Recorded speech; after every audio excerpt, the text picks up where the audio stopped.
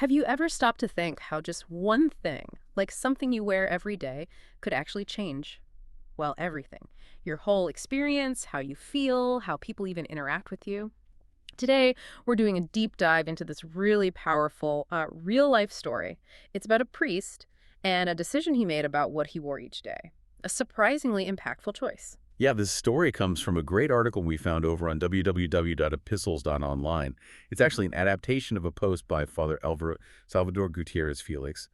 Yes, some people know him as El Padre Matrix. Right. And Father Alvaro, he was trying to tackle something he saw as a real problem. Right. This diminished respect for priests. It's often tied, sadly, to scandals and abuses from the past. And he thought, maybe the cassock, that traditional priest's garment, maybe that could be a way back, a path to restoring some dignity and trust. Exactly. So our mission today is to unpack the ripple effects, really, of this one priest's quiet decision. It feels almost radical in its simplicity. And what does his experience tell us about faith, perception, human connection? In the world today. Right. We really do encourage you, check out www.epistles.online. You can find the full article there, get all the context and details. It's a fantastic resource, especially if you're looking for a balanced Catholic perspective. It's not really modernist, but it's not ultra-traditionalist either, just thoughtful. And while you're there, maybe subscribe to the Catholic Epistles podcast, whatever platform you use. Okay. Okay, let's unpack this then. Father Alvaro talks about coming out of the closet. But he means it literally, like taking his cassock out of the closet and just deciding to wear it every day, all day long. And crucially, he did this quietly. No big announcement, wasn't looking for applause or anything, and he wasn't afraid of getting insults either, just decided to do it. So what happened first? What was the immediate effect? Well, what's really fascinating is the impact it had on him personally right away. He said he just felt much, much happier as a priest.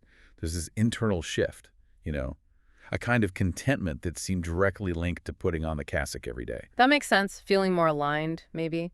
And what about outside? How did people react? Well, that was maybe even more surprising. The first thing was just instant recognition. People saw the cassock and they knew. They'd come up to him, not just for blessings, but asking for advice, needing help, even wanting to go to confession right there. So wearing it just opened doors, made him more accessible. Absolutely. It made it easier for him to actually do the work of a priest, to help people who needed it. That visual cue was powerful. And he wore it everywhere, right? Not just in church settings? Everywhere. He talks about shopping centers, cinemas, restaurants, parties, markets. He even mentions wearing it in the red light district, at book fairs, just everywhere. And here's the kicker. In 5 months of doing this, constantly in public, he didn't get a single insult. Not one act of disrespect. Wow. 5 months. Everywhere. Yep. He even said, not even from people who called themselves church haters. Nothing. That's pretty remarkable in today's climate.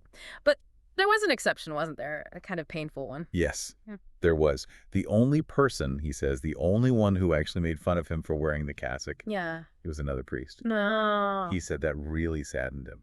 And you can understand why. That is quite the irony, isn't it? He gets respect from strangers, even those you'd expect to be hostile, but ridicule from a fellow clergyman. What do you think is going on there? It's complex, isn't it? I mean, it could be many things. Yeah. Perhaps discomfort with tradition, maybe a different idea about how priests should engage with the modern world, or maybe seeing him embrace it so fully felt like a sort of implicit challenge to others. It definitely highlights that sometimes the friction comes from within the group itself, not from outside. Yeah, that makes sense. Now, there was also this funny side to it all, the misidentification thing. Oh, right. Yes, he mentioned this almost as a joke on himself. Because apparently it's so rare now to see a regular diocesan priest in a full cassock. People had no idea who or what he was. He got mistaken for, well, everything under the sun. Like what? Okay, get this.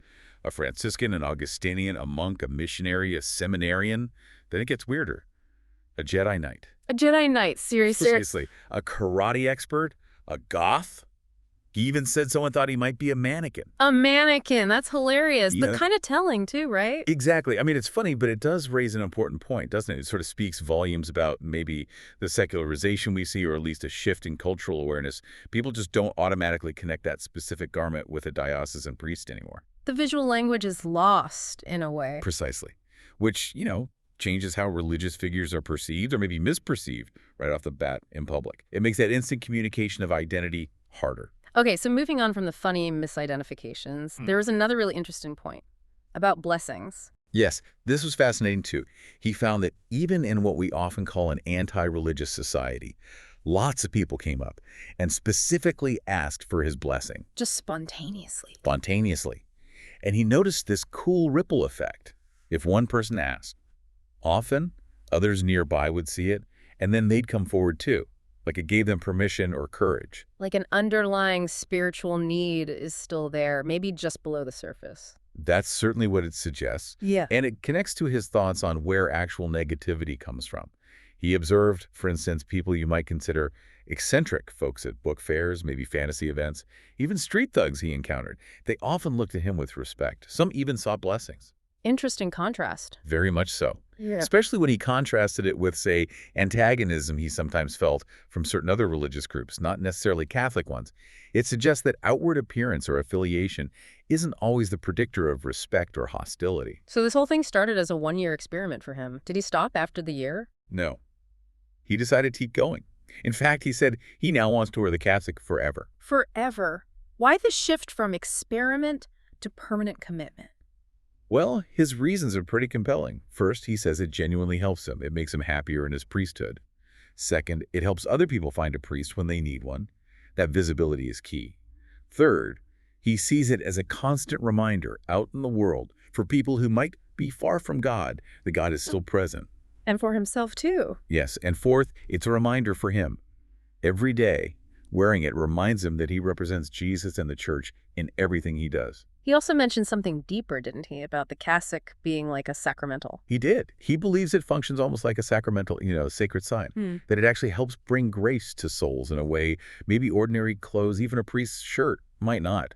It carries a different weight, a different symbolism. And he connected this to the saints. Right. He brought up examples, St. John Bosco, Ignatius of Loyola, Francis Xavier, Philip Neri, Thomas Aquinas, Francis of Assisi. And he sort of asked himself, could you even picture them without their distinctive habits or attire? For him, the answer was clearly no. So wearing the cassock aligns with his own desire to be holy. It's a tool, a support for living out that identity fully. But he's careful not to sound like he's judging others. Right. Absolutely. He's very clear, very humble about it. He says point blank, wearing the cassock daily doesn't make him better than other priests or holier. But he emphasizes, for him personally, it helps. It helps him a lot. And he finishes with a call to action for other priests. He does, a direct invitation, really. He encourages them to be brave, to just try it. Take the cassock out of the closet and wear it. He seems utterly convinced they will not regret it, that they'll see the good it does not just for themselves, but for the souls they are there to serve. So summing up, what we've really looked at is just how surprisingly positive and multifaceted the impact was when this one priest decided to fully embrace a very visible sign of his identity. It changed his own inner life, and it really changed how he was able to connect with the world. Yeah, it really makes you think, doesn't it? And maybe it leads to a question for you listening right now. What commitments in our own lives, maybe public, maybe private, if we embrace them more fully, more authentically, what unexpected joy or connection might that unlock? Not just for us, but maybe for everyone around us too. It's a powerful thought. And remember, this whole deep dive was inspired by that insightful article over on www.epistles.online. We really do recommend visiting the site, www.epistles.online, for the full story and lots of other great balanced content for Catholics. Again, it hits that sweet spot, not modernist, not ultra-traditionalist. And please do subscribe to the Catholic Epistles podcast wherever you get your podcasts. And finally, we just want to warmly invite you to support this apostolate, this mission, however you can, maybe through your prayers, maybe by sharing posts you find helpful, or by subscribing. Any support helps keep this work going and freely available for everybody.